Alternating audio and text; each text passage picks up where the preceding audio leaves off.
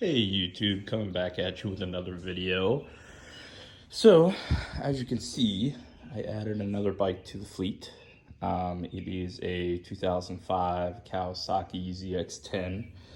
I bought it, it was pretty much bone stock when I bought it, except for lowering links, and the rear was lowered just a little bit.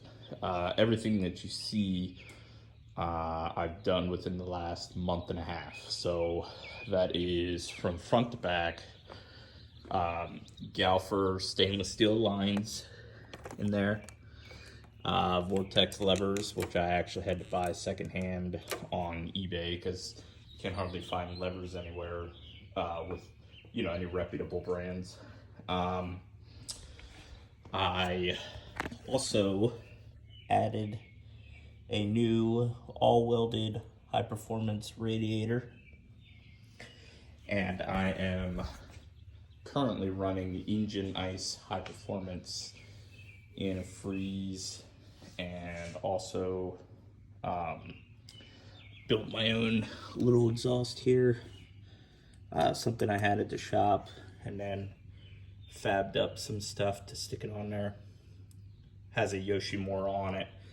I had that on it before I bought it, so I just wanted a little bit louder, so I went ahead and chopped the giant can that comes up off and added this little thing on here, and it sounds perfect. I love the way it sounds. Vortex rear sets, and then I did a I guess I don't even know what they call these anymore. Rear fender eliminator or whatever. It's a cheap little eBay doodad that they send, and it's kind of confusing to put it together, but I got it all figured out. And then got rid of the big turn signals and put the little LED ones on. Also, as you can see, I put a stretched arm on it.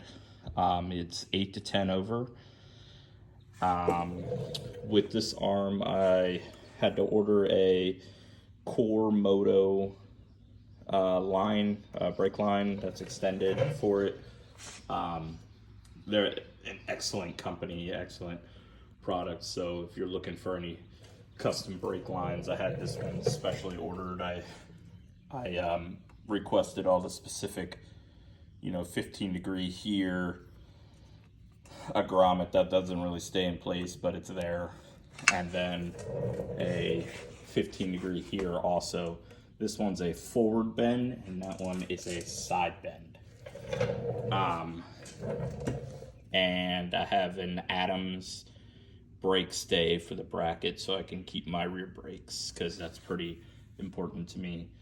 On the other side, which is a little bit too far, I can't get between the two bikes without pulling it back out again, but I went with a 530 setup, so it's a thicker chain, bigger sprockets. I went with stock sizes, which are 17 and I can't remember the rear, but they're Vortex sockets with a 530 chain, 530 sprocket setup. I just wanted a thicker chain because it's a stretch bike now, so the chain's going to take a little bit more abuse since it's a little bit longer, and I don't ride it on tracks or do any crazy turns or anything like that, so I'm not really in need of all the turning radius that everybody else needs. And a lot of people down the stretch bikes, but I really love the way they ride. It kind of sits you back on the seat a little bit more. It's a little bit more comfortable, and I love the way they look. I've always loved stretch bikes. So yeah, anyways, this is the new Kawasaki.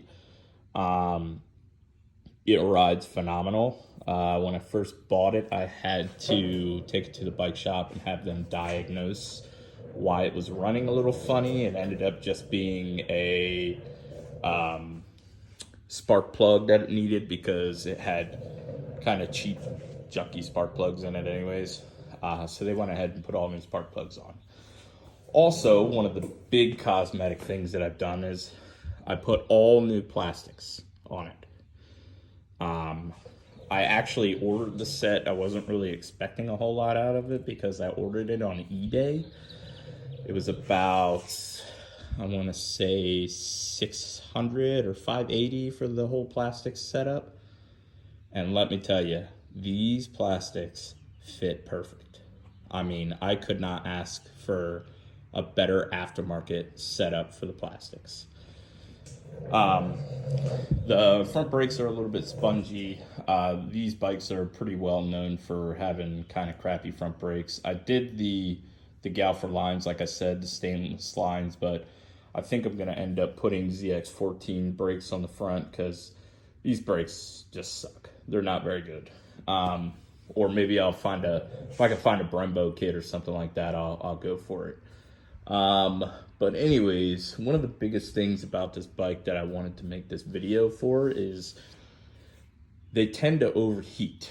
And I've heard that about a few of the other bikes before that, you know, they kind of run hot often. And I was contemplating what I should do about it. I wasn't sure if I should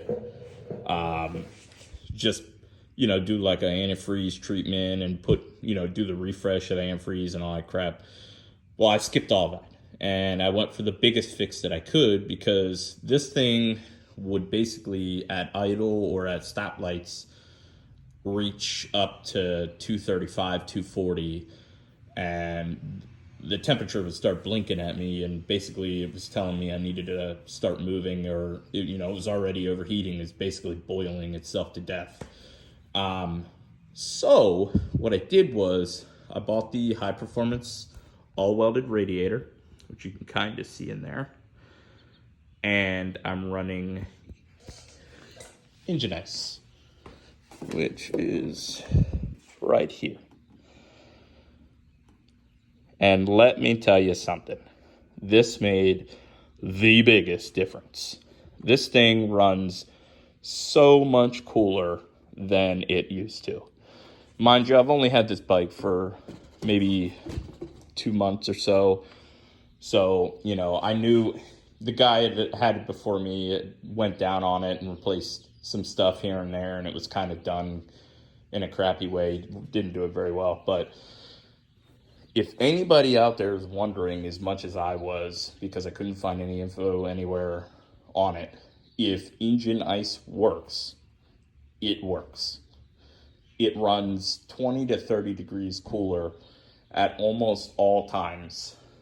Now, it could be the combination of the radiator, you know, plus the engine ice. I'm sure that has something to do with it. But if you have an older bike like this and, you know, it's almost 20 years old anyways, it might be time for a new radiator, because it could be, you know, getting a little corroded in there or clogged up or whatever it might be. I just wanted to put that information out there because I couldn't find anything on, you know, using engine ice except for a couple forums and almost nothing on YouTube. So I just wanted to, you know, make a video and let people know that, in my opinion, it's totally worth it. It's kind of expensive.